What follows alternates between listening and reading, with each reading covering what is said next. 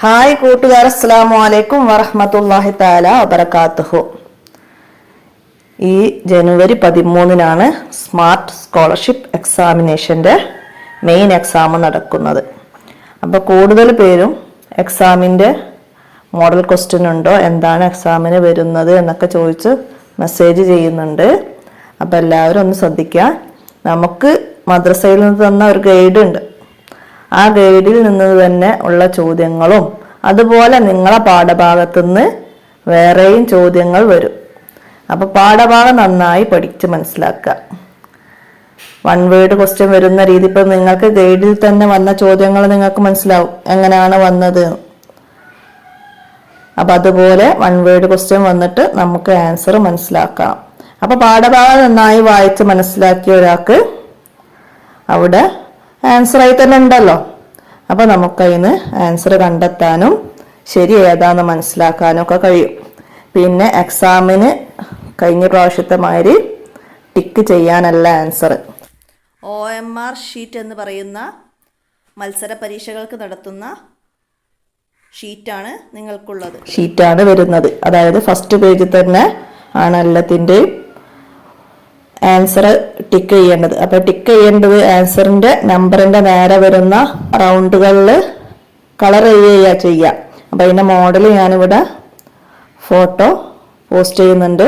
അപ്പോൾ നിങ്ങൾക്ക് പരീക്ഷ ഹാളിൽ അതിനൊക്കെ കുറിച്ചിട്ടുള്ള ഇത് തരും, ക്ലാസ് തരും.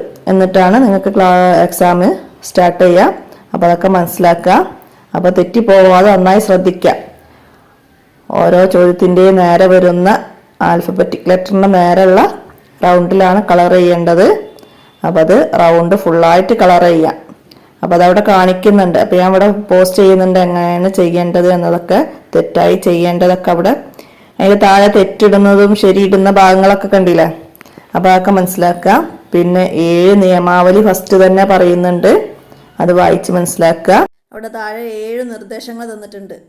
അത് അവിടെ സൈഡിൽ ഇംഗ്ലീഷിലും തന്നിട്ടുണ്ട്. അപ്പോൾ അതൊക്കെ വായിച്ച് മനസ്സിലാക്കുക. എന്താണ്? ഒന്നാമത്തത്, ഈ ഷീറ്റ് മടക്കുകയോ കീറുകയോ ചുരുട്ടുകയോ ചെയ്യരുത്. രണ്ടാമത്തതോ, വൃത്തത്തിൽ നീല, കറുപ്പ് ബോൾ പോയിന്റ് പേന, അതായത് റീഫില്ലറുകളുള്ള പേന കൊണ്ട് മാത്രം കറുപ്പിക്കുക. പിന്നെന്താണ്? പെൻസിൽ ഉപയോഗിക്കാൻ പാടില്ല, പെൻസിൽ ഉപയോഗിക്കരുത്. വൃത്തം പൂർണ്ണമായും കറുപ്പിക്കണം, കുറച്ച ഭാഗം ആയിട്ട് കറുപ്പിക്കരുത്, പൂർണ്ണമായിട്ട് കറുപ്പിക്കണം. പിന്നെ അഞ്ചാമത്തത് എന്താണ്? വെട്ടുകയോ മായ്ക്കുകയോ ചെയ്യരുത്. അതായത് ആദ്യത്തെ റൗണ്ട് മാറിപ്പോയി പിന്നെ അത് വെട്ടി വേറെയിലേക്ക് ഇടാനൊന്നും പറ്റൂല. ഷീറ്റിൽ അടയാളങ്ങളോ വരികളോ പാടില്ല, വേറെ അടയാളമൊന്നും പാടില്ല ഷീറ്റിൽ. പിന്നെന്താണ്? വൈറ്റ്നർ, മാർക്കർ എന്നിവ ഉപയോഗിക്കാൻ പാടില്ല. വൈറ്റ്നറും മാർക്കറൊന്നും ഉപയോഗിക്കരുത്. അപ്പോൾ ഈ 7 നിർദ്ദേശങ്ങൾ നന്നായി മനസ്സിലാക്കുക. അപ്പോൾ രക്ഷിതാക്കൾ ഇതൊക്കെ കുട്ടികൾക്ക് പറഞ്ഞ് മനസ്സിലാക്കി കൊടുക്കുക. അപ്പോൾ അവിടുന്ന് അവരെ അപ്പോഴുള്ള ഉസ്താദുമാരാരാണ് ഉണ്ടാവുക അറിയില്ല, അവർ നൽകുന്ന നിർദ്ദേശം കുട്ടികൾക്ക് പെട്ടെന്ന് മനസ്സിലാക്കിക്കൊള്ളണമെന്നില്ല. അപ്പോൾ രക്ഷിതാക്കൾ ഇതൊക്കെ ഒന്ന് പറഞ്ഞ് മനസ്സിലാക്കി കൊടുക്കുക എന്താണെന്നൊക്കെ ഉള്ളത് കേട്ടോ. പിന്നെ അവിടെ വരുന്നത് നോക്കൂ, രജിസ്റ്റർ നമ്പർ എഴുതണം. നിങ്ങൾക്കൊരു ഹാൾ ടിക്കറ്റ് പോലെ കിട്ടൂലേ, അതിലെ രജിസ്റ്റർ നമ്പർ അവിടെ മുകളിൽ എഴുതണം. ആ രജിസ്റ്റർ നമ്പറിനനുസരിച്ച് താഴെയുള്ള വട്ടങ്ങൾ റൗണ്ട് ചെയ്ത് കൊടുക്കണം. നിങ്ങളത് ഫസ്റ്റത്തത് 1 ആണെങ്കിൽ ഒന്നാമത്തെ കള്ളിയിൽ 1 എന്നുള്ള നമ്പറിൽ ഒന്നാമത്തെ കള്ളി റൗണ്ട് ചെയ്ത് കൊടുക്കണം. രണ്ടാമത്തെ കള്ളിയിൽ നിങ്ങളെ രജിസ്റ്റർ നമ്പർ നിങ്ങൾ എഴുതുന്നത് 2 ആണെങ്കിൽ താഴെ 2ൻ്റെ ലൈന് കാണുന്നുണ്ട് അല്ലേ. രണ്ടാമത്തെ ലൈന് 2 ആണ്, ആ ലൈന് ഫുള്ള് 2 ആണ്. അപ്പോൾ അതിൽ നിങ്ങൾ 2 എഴുതിയതിൻ്റെ താഴെയുള്ള 2, രണ്ടാമത്തെ 2-ന് നിങ്ങൾ കളർ ചെയ്യുക. കളർ ചെയ്യുമ്പോൾ 2 കണ്ട് കാണരുത്, അതേ രീതിയിൽ ഫുള്ളായിട്ട് ഫിനിഷിംഗ് ആയിട്ട് ചെയ്ത് കൊടുക്കുക.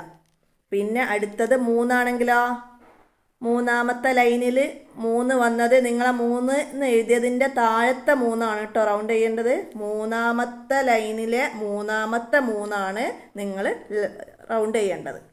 അതുപോലെ അടുത്തത് 4 ആണെങ്കിൽ 4 എഴുതി നാലാമത്തെ ലൈനിലെ നിങ്ങൾ 4 എഴുതിയതിൻ്റെ താഴെ വരുന്ന 4-നാണ് റൗണ്ട് ചെയ്യേണ്ടത്.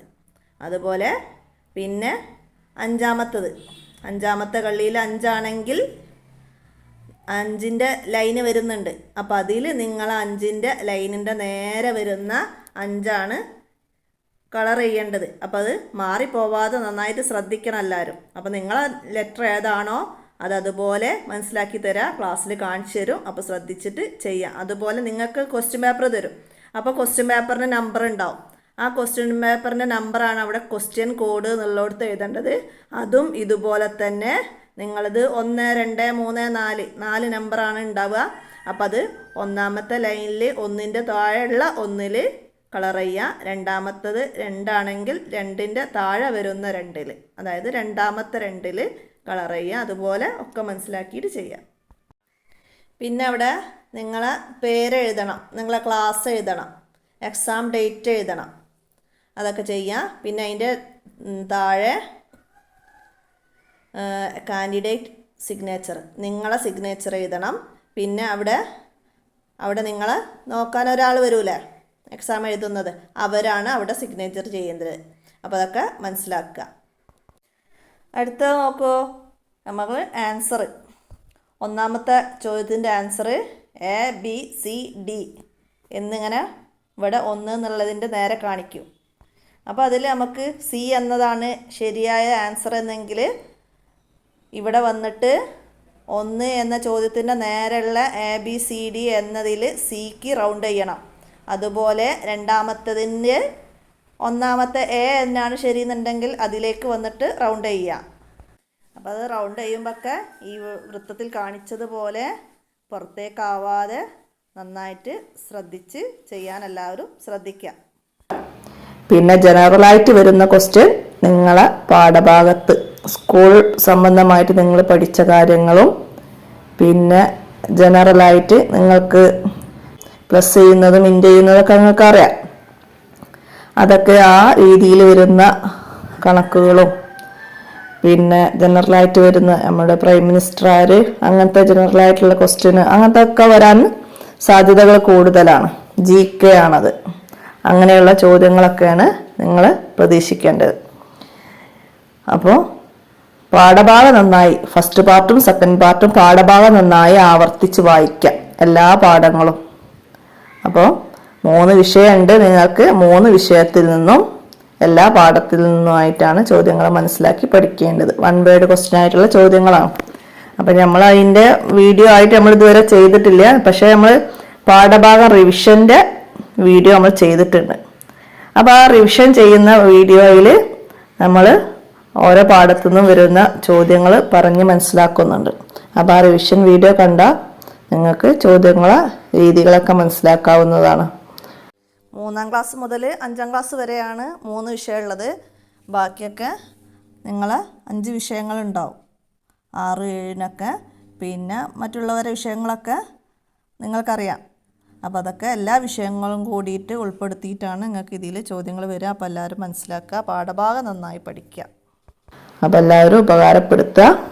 അസ്സലാമു അലൈക്കും വറഹ്മത്തുള്ളാഹി തആല വബറകാതുഹു.